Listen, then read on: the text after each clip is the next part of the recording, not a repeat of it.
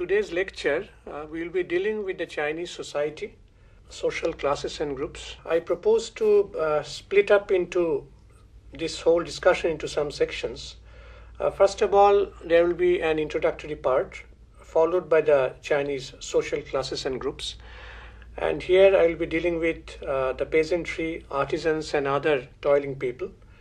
Then there would be landowning gentry or the scholar gentry, and then the merchants. That is one section.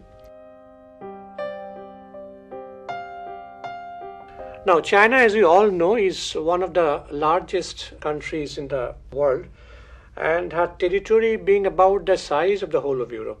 It is also the home of 56 nationalities, and the majority nationality is a Han nationality, which comprises more than 95% of the Chinese population.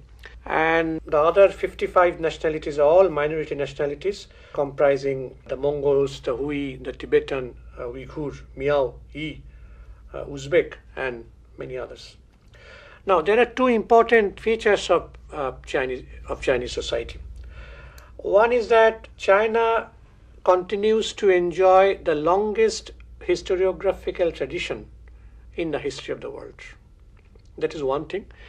And the other part is that of all the feudal societies or of all the pre-industrial societies in the history of the world, China had the rare distinction of experiencing the feudal epoch, going through the feudal epoch for the longest period of time, surpassing all other countries. Now, the overwhelming majority of population, of course, consists of the peasantry, and the peasantry, along with the artisans and other toiling people, they stood at the bottom of Chinese society, and they constituted the exploited classes, the ruled classes in China. And the top of the Chinese society, there was a landowning class, military oligarchy, and the gentry, which were also known as a scholar gentry. Actually, it was the gentry, landowning gentry, which constituted the main ruling class in China. And apart from this, there, of course, were the merchants. Merchants got a lower rank in the social hierarchy, but they were affluent, no doubt. They were economically very powerful, no doubt.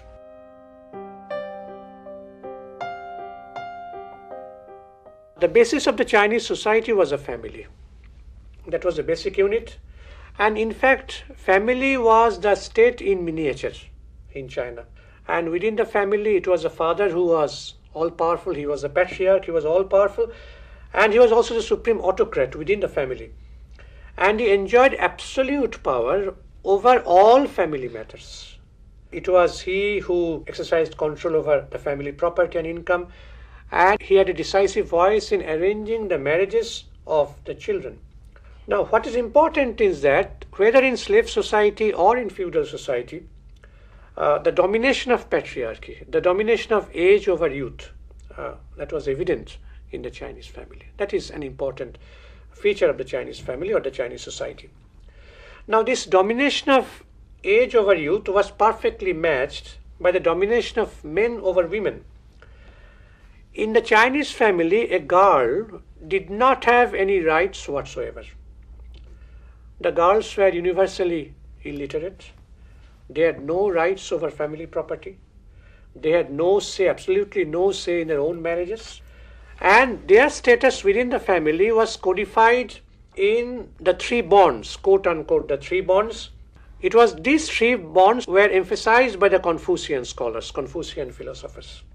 And these were, one was the bond of loyalty on the part of the subject to the ruler, the bond of filial obedience on the part of the son to the father, and the bond of chastity on the part of the wives, but never on the part of the husbands.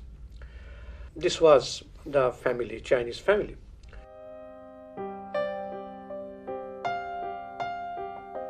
Coming to the peasantry, they constituted the overwhelming majority of the Chinese population, and it was not an undifferentiated class. It was split up into at least four sections. We have the rich peasant, we have the middle peasant, we have the poor peasant, and we have the landless peasant.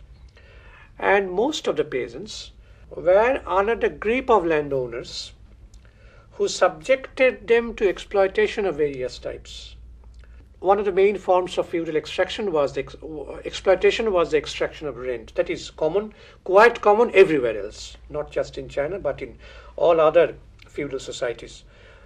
And the extraction of rent by the landlords to the maximum possible extent was the typical form of feudal oppression.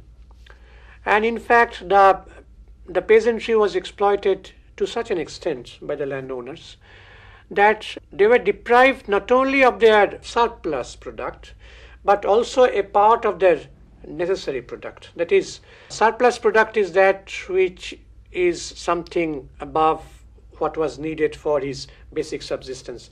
And the necessary product was that what was the basic minimum needed for his own subsistence.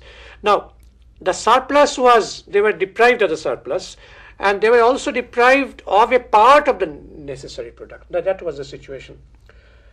And the Chinese feudal system created its own tax collectors, its own courts, its own police system, all of which served the interests of the ruling classes in China. It was always the oppressed sections that were at the receiving end. That was the common feature. Joseph Needham, in his monumental study on science and civilization in China, has suggested the term bureaucratic feudalism while he dealt with Chinese feudalism, because he feels that there was a unique combination of economic and political power in China.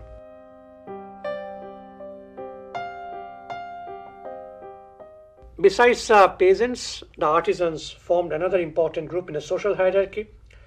And here we have the town-dwelling artisans. We have also the village-dwelling artisans. Now, town-dwelling artisans formed themselves into guilds. Guilds were there in every country of the world, you know. And it was they who exercised control over production and marketing in each professional sector, such as weaving, shoemaking, bamboo handicrafts, gold working, and so on and so forth. And besides the town-dwelling artisans, there were part-time rural artisans who devoted one part of their time to artisanal production and another part to the cultivation of the soil. So there were part-time artisans and part-time peasants. As in our country, as in India, there was a blending of agriculture and handicrafts in the countryside of China. And apart from the artisans, there was another large section in rural society made up of day laborers, the vagabonds, the boatmen, the peddlers, and porters, who also constituted part of the exploited classes in China.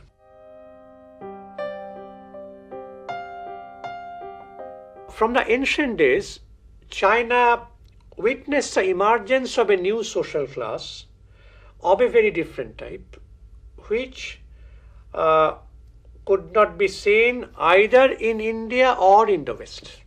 This social class is known as the gentry class, which actually formed the ruling class in China. And they were also known as scholar gentry or scholar officials. This Chinese gentry should be distinguished from the European gentry, or let us say the British gentry. In the case of Britain, we have the emergence of the gentry after the dissolution of the monasteries, and this English gentry was landowning gentry, but which had capitalistic tendencies. It was not a feudal gentry. It was a capitalistic gentry owning landed estates. On the other hand, the Chinese gentry had nothing to do with capitalism. The Chinese gentry was a typical feudal gentry, feudal in character, and J.K. Fairbank holds that the Chinese gentry could be understood only in a dual political and economic sense, as connected both with land holding and office holding. They had economic power and political power, both of them. And actually, they constituted the ruling class in China, and they exercised control over power, over knowledge, and also over land. The point is that in practice, individual members of the gentry did not possess or did not hold all of these resources or in equal quantities. There were some educated people who failed in the Confucian examinations, and there were still others who refused to take the Confucian examinations. Side by side, only a limited number of the gentry became office holders, got top official posts. doing political and administrative duties. Now, as for the ownership of land, it was no doubt the main source of economic power in ancient China, as also in medieval China, no doubt. And it was generally possessed by men who had Confucian degrees. That is, who had passed a series of Confucian examinations. But side by side, there were also members of the gentry, there were also landowners who had no Confucian degrees. And there were also impoverished scholars. That is, scholars who passed the test, but who were poor, who were impoverished. But the point is that even though they were impoverished, they were poor, since they were members of the gentry, they had many avenues to get rich, particularly by marriages, so that they could inherit the wealth, the property of father-in-laws. So this was the gentry, which enjoyed in various degrees in economic, political, and they had power, and they had also education.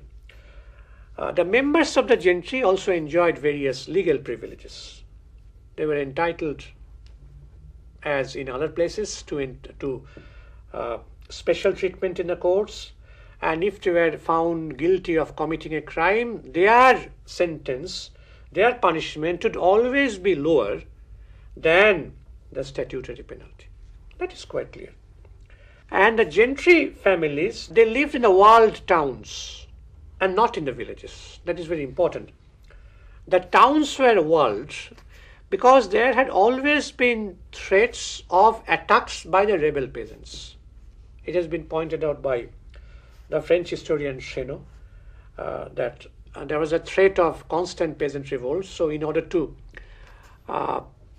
make themselves safe, they raised walled towns and they lived inside the walled towns.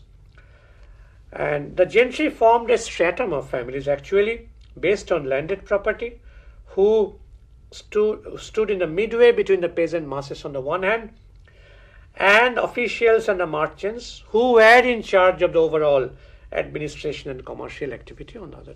But actually they constituted the real ruling classes in China.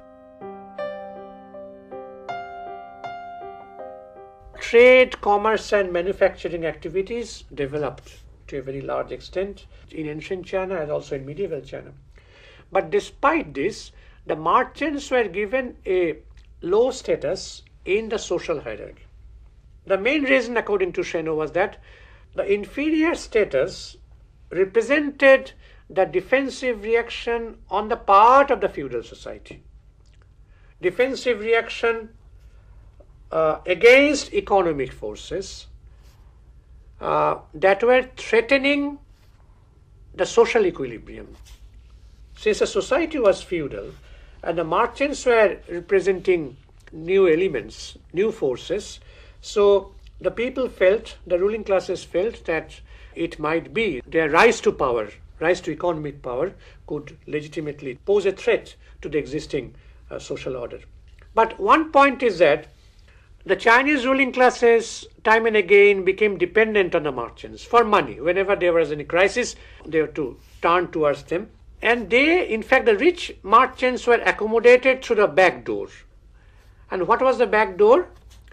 They could purchase Confucian degrees. They could buy Confucian degrees by paying money. And when one merchant got a Confucian degree, there was an enhancement in his social status. So he could, in this way, he could bring his social status into harmony with his economic power. You said that China has the longest historiographical tradition in the world. Why is it so? Definitely the Chinese had strong historical sense. And the important point is that it is frequently possible to identify the year, the month and the day when a particular event took place in China. There is a definite continuity in Chinese history, definite continuity unlike any other country. And right from the days of the Xia dynasty or the Shang dynasty, when we have the oracle bone inscriptions, first inscriptions, and which is also a unique feature, inscriptions on tortoise shells or scapulae, on the bone of the oxen or on the shell of the tortoise. These are called oracle bone inscriptions. These are first inscriptions in China. And 844 BC is the year which they say, from which there is a definite continuity. In the earlier period, there was some discontinuity, but after 844 BC, that is the Western Zhou dynasty, there is a definite continuity in Chinese history. In fact, there is an event when an alchemist, he applied for some grant, financial grant to the ruler. And the year, month and the day, all were mentioned, recorded. In China, it was year, month and day at that time. And that was mentioned. Now, that was something which is unique. In Indian history, we hardly have any written history in the ancient period. We have, of course, we have Kautilya's Arthashastra, which is not history, but which is a treatise on statecraft. So, China or India does not stand in comparison with China, or any other country does not stand in comparison with China in historiographical tradition. That is something which is a unique feature in Chinese history. China has the longest experience of feudal echo. So yes, feudal epoch, yes. Why is it so? In the history of China, there was a succession of social stages, no doubt. We have slavery during the period of the Zhou dynasty, or earlier also from the Shang, then followed by Zhou, Western Zhou, Eastern Zhou.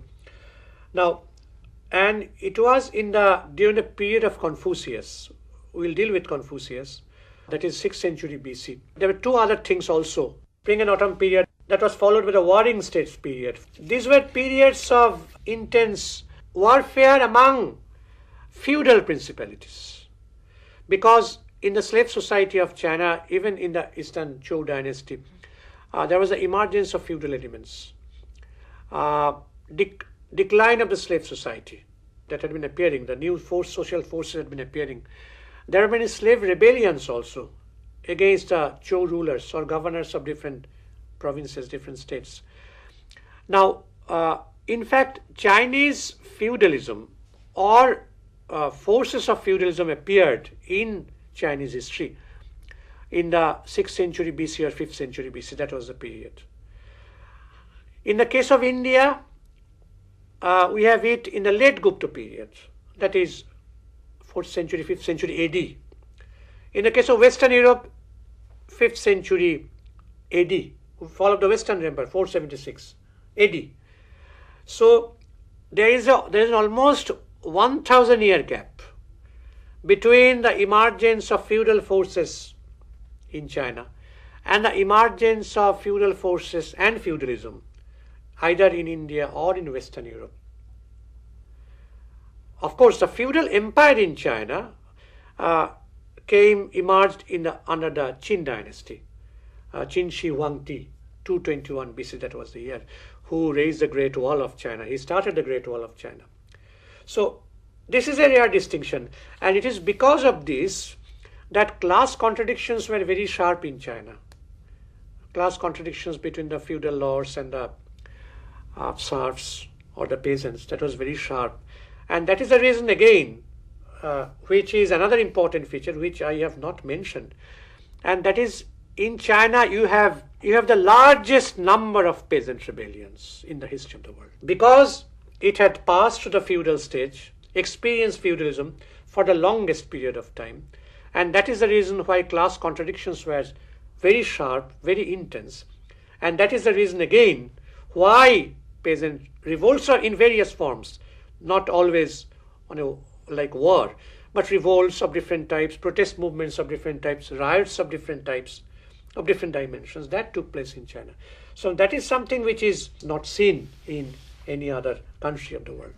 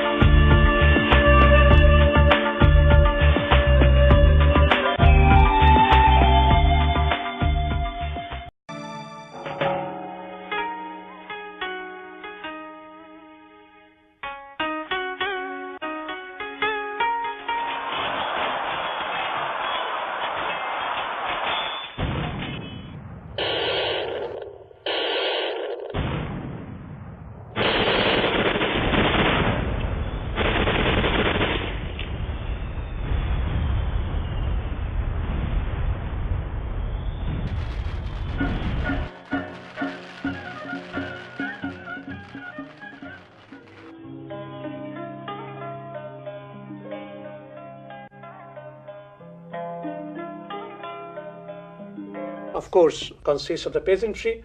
And the peasantry, along with the artisans and other toiling people, they stood at the bottom of Chinese society, and they constituted the exploited classes, the ruled classes in China.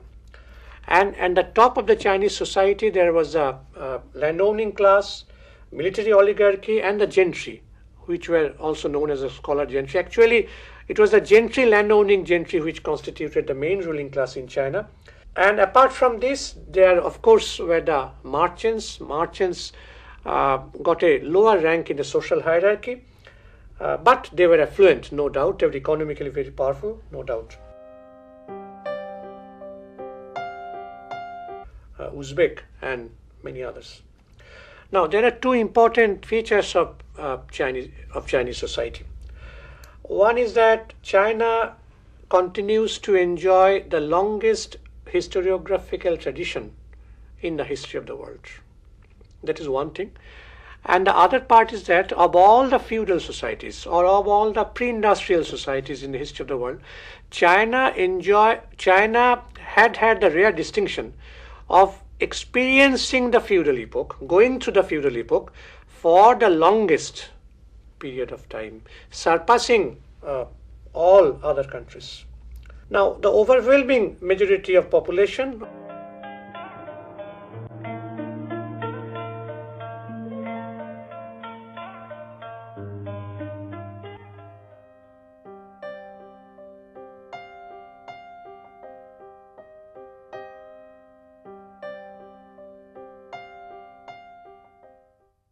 today's lecture, we will be dealing with the Chinese society, social classes and groups. I propose to split up into this whole discussion into some sections.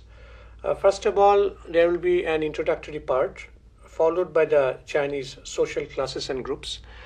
And here I will be dealing with the peasantry, artisans, and other toiling people. Then there would be landowning gentry or the scholar gentry, and then the merchants. That is one section. Now, China, as we all know, is one of the largest countries in the world, and her territory being about the size of the whole of Europe. It is also the home of 56 nationalities, and the majority nationality is a Han nationality, which comprises more than 95% of the Chinese population.